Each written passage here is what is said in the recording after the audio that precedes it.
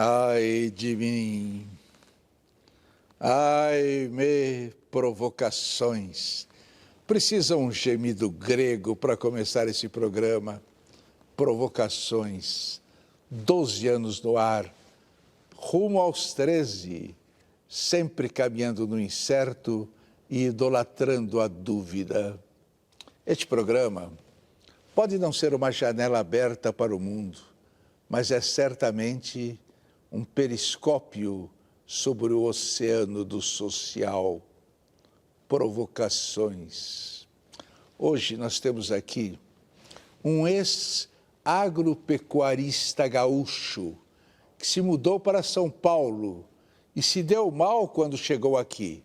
Foi roubado, perdeu a família num acidente e virou morador de rua, mas deu a volta por cima. Não nos negócios, porque isso não é mais com ele. Ele virou presidente do Movimento Estadual da População em Situação de Rua, ou seja, líder dos que moram nas ruas da cidade. E o que pôde fazer ele hoje de tão provocador para aliviar a vida dos sem-teto e sensibilizar um pouco, se for possível, os que moram bem? Vamos deixar que ele mesmo nos conte. Só pode ser um provocador. Ele é Robson Mendonça. Robson Mendonça, por que largou tudo no Rio Grande do Sul para vir para São Paulo?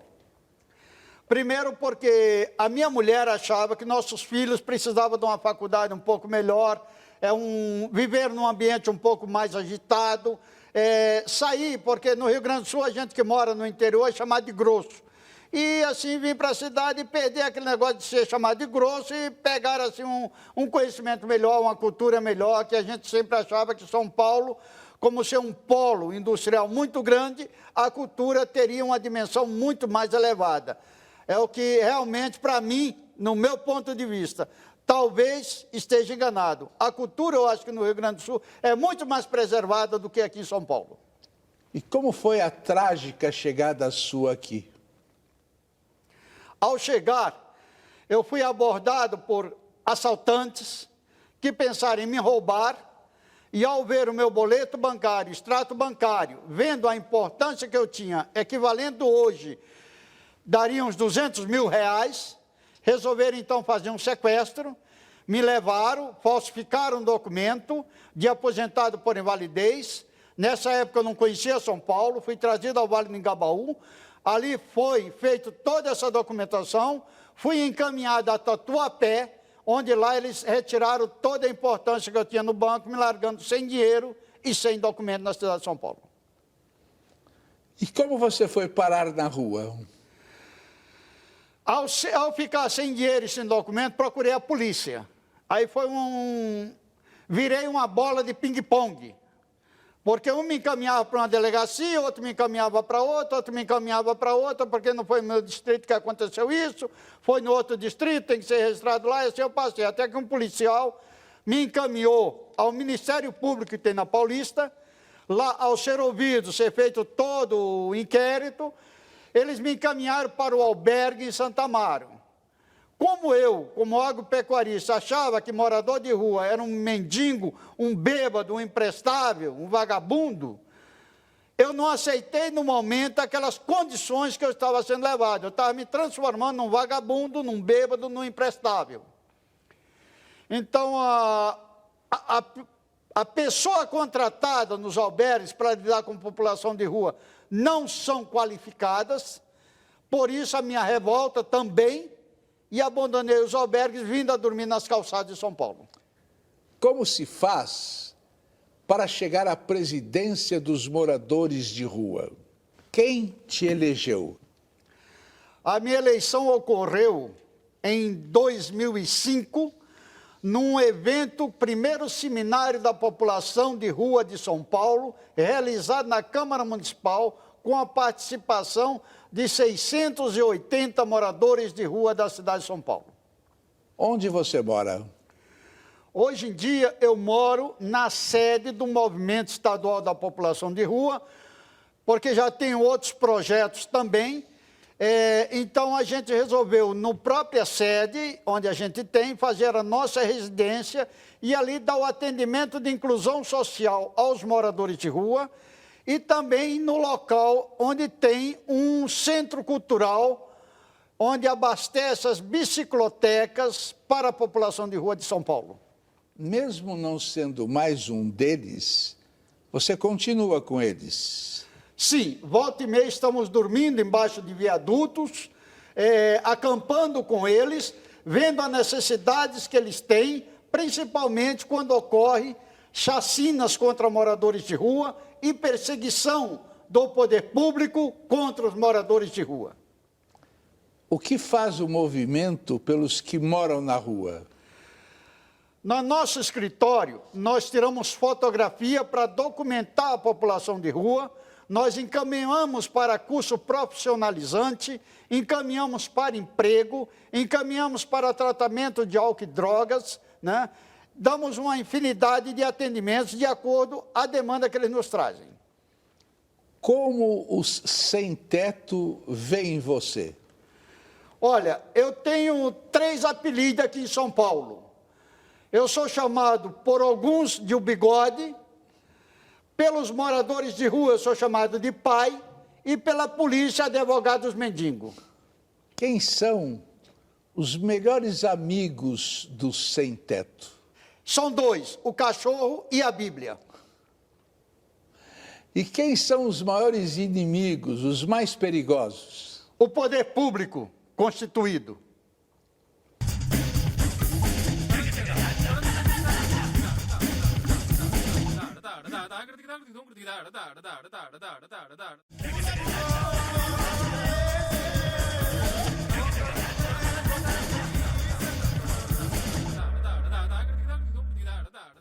Como é o sexo entre os sem-teto?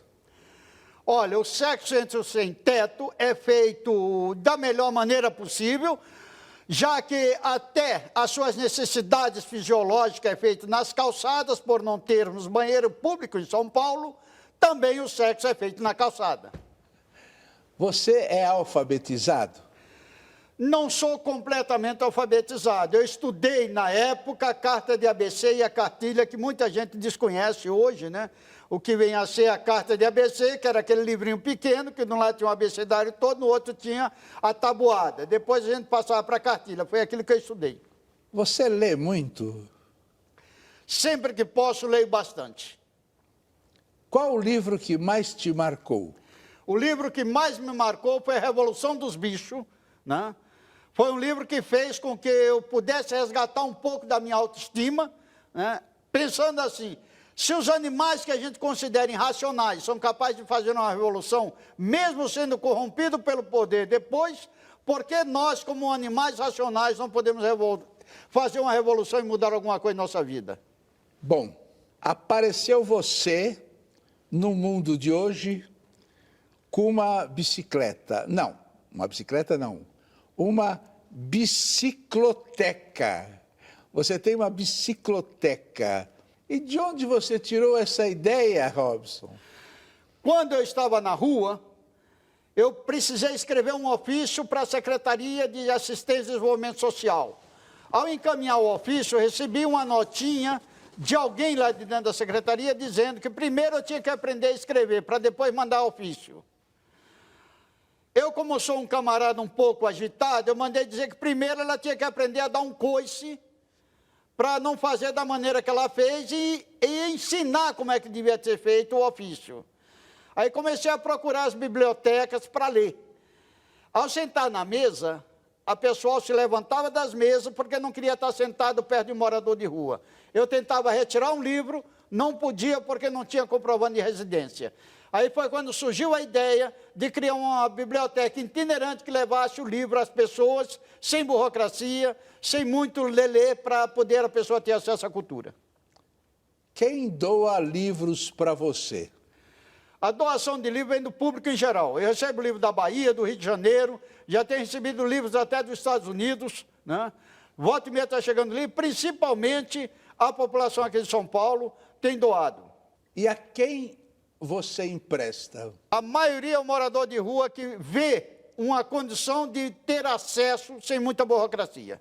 Robson, como que você controla os empréstimos? Olha, não tenho controle, porque o meu ideal não é que o livro volte, sim que circule no meio da população. A gente tem um livro, cadastro, que é para a gente ter uma noção de quantos livros é emprestado por dia. Ali a gente bota o nome da pessoa, embora não saiba se o nome real é aquele, porque a gente não pede documento para confirmar, e o livro ele tem um carimbo onde diz, após a sua leitura, doe para outra pessoa ou devolva para a biblioteca para ter outro livro. E vou lhe dizer uma coisa, nós temos 90% de devolução a mais do que as bibliotecas comuns. Fantástico isso. Com quantos quilos de livro você consegue pedalar por aí? 150 quilos de livros. Como é?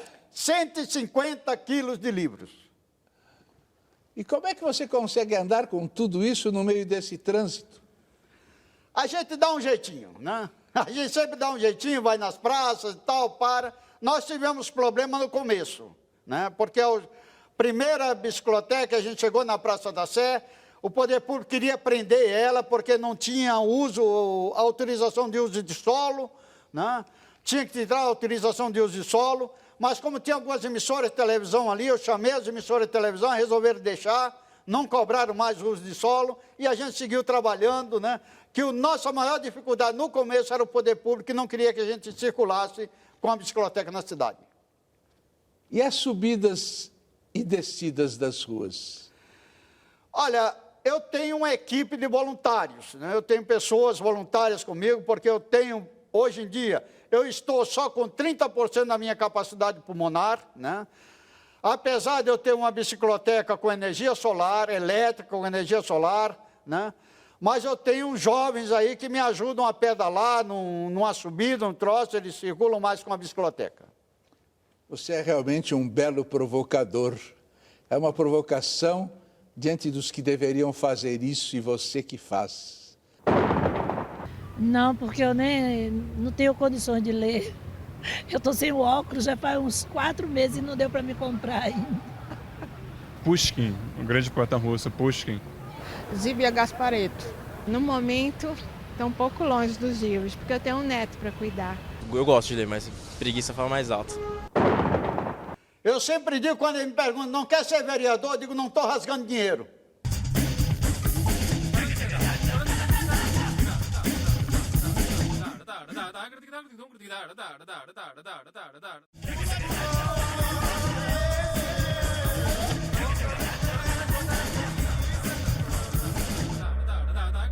O que os moradores de rua gostam mais de ler? Eles gostam mais, eles buscam mais livros de autoajuda, religião, direito, né? E fora isso é poesias. É verdade que alguém roubou a sua primeira bicicloteca? Como foi? Um mês após eu ter ganho a primeira bicicloteca, nós estávamos dando uma entrevista na Praça Patriarca, era um pessoal de faculdade. Como eu fico geralmente das 9 da manhã ao meio-dia e das 2 até as 5 à bicicloteca, eu precisei ir ao banheiro, eu não tinha voluntários ainda para trabalhar com ela. Pedi para me retirar para ir ao banheiro, deixei eles entrevistando um outro rapaz. Quando voltei, a moça que estava entrevistando disse, o rapaz pediu para dar uma volta, só que não voltou até agora. Aí eu vim saber que ela tinha sido roubada. Começamos a procurar, saí de noite procurando ela, soube que ela tinha sido vendida na Cracolândia por R$50. Ela já tinha sido vendida da Cracolândia lá para o Brás. Depois a gente soube que ela estava num bar lá no Brás, onde eu fui lá, recuperei ela, estava toda danificada, levamos para ser consertada de novo. E isso foi muito importante, há males que vêm para bem, porque a única bicicloteca que eu tinha era aquela. Com o roubo, deu uma manchete, uma repercussão internacional, aí eu passei a ganhar outras biciclotecas, né, que aí a editora Melhoramento doou essa bicicleta com energia solar, né, e o grupo de advogado Porto doou mais 10 biciclotecas. E o que aconteceu com a pessoa que roubou a bicicloteca? Ela foi presa? Eu peguei ela, o delegado perguntou se eu queria que ela fosse presa. Eu, sabedor que ela é dependente químico, eu disse que não. Eu queria que ela fosse internada para tratamento, porque o culpado do roubo não era ela, e sim a dependência química que ela tinha. Quem dirige essas biciclotecas todas e aonde? Olha, eu tenho uma bicicloteca que está em Araraquara, né?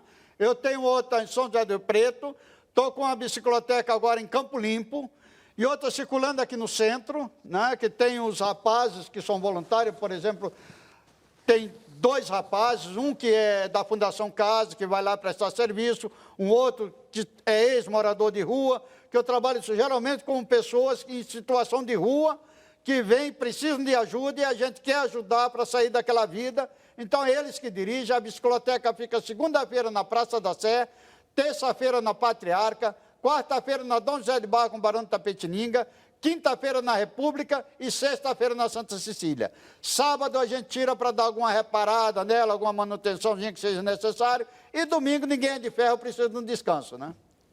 Uma pergunta difícil de você responder. Você tem apoio do poder público? O único apoio que o poder público me dá é encaminhar moradores de rua para que eu possa tirar fotografia e encaminhar para curso profissionalizante. É só esse apoio que dá. Ou botar obstáculo quando eu tive que entrar com 2 liminar para realizar o evento que eu precisava fazer para atender 5.000 moradores de rua. Robson, você já pensou em se candidatar a vereador ou a qualquer outra coisa?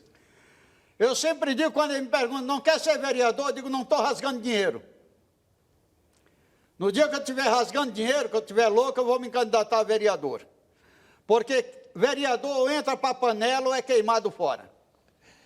Para você responder, como um antigo agropecuarista, como está o seu país?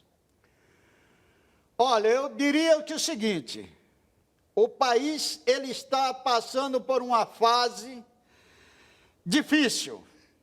Difícil porque a impunidade está prevalecendo em todos os meios.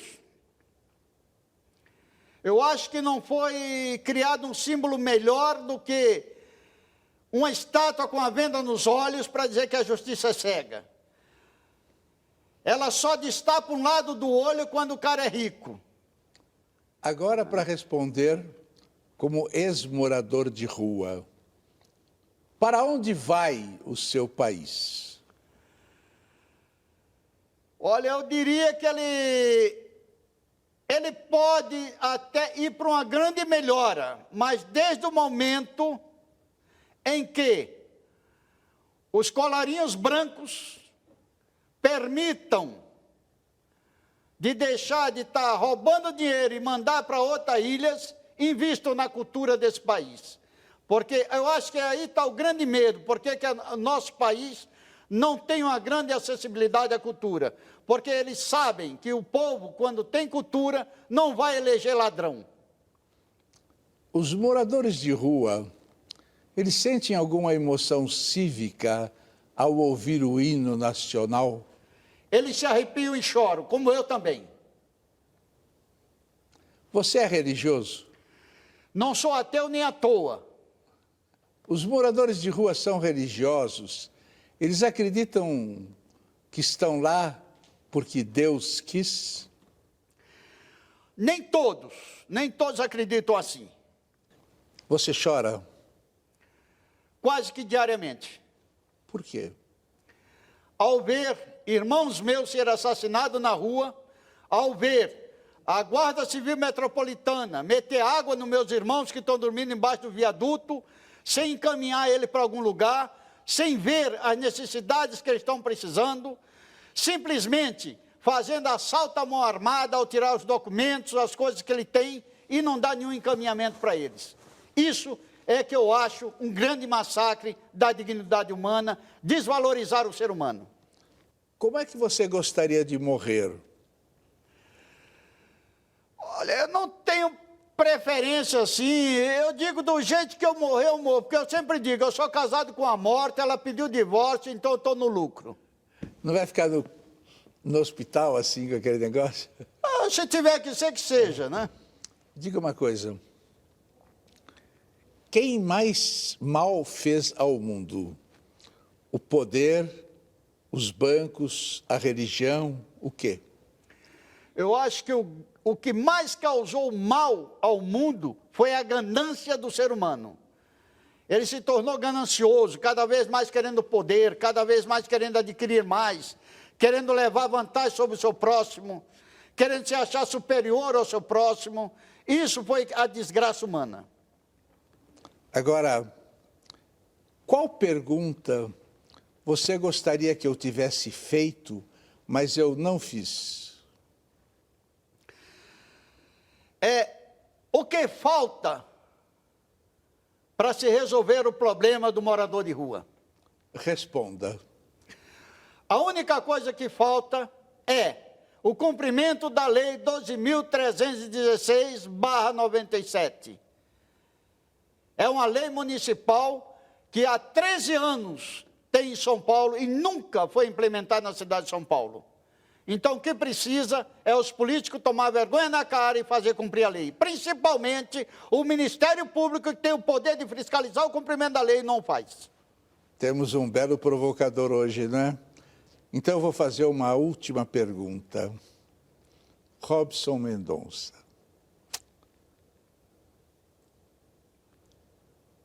O que é a vida? Eu digo para mim o seguinte, a vida é um buraco. A gente sai de um buraco, vive num buraco, trabalha por um buraco, morre e vai para o buraco. Essa é uma maneira de eu ver a vida. E a outra maneira de eu ver é o seguinte, eu não ser eu.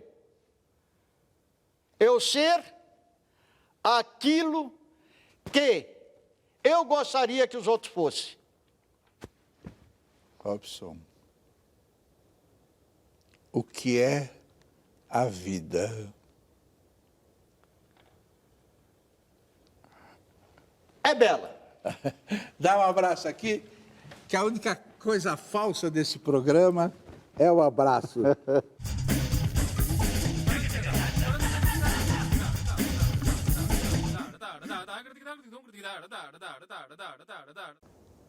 Viver é muito perigoso.